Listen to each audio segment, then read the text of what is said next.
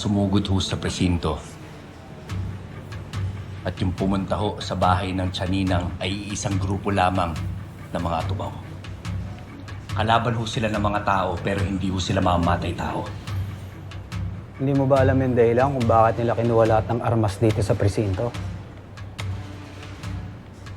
Hindi ho, sir. Dahil hindi naman ako kasapi sa grupo nila. Siya nga po yung biktima, di po ba? Sandali lang, Ines, ha? Ba't ka ba nandito? Wala ka naman dun sa pinangyarihan ng insidente.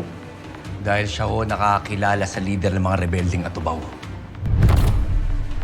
Siya po si Nando Candelaria. Ama ko po siya at lolo ni Lolong at ni Martin na pinaniwalaan namin na matagal na siyang patay.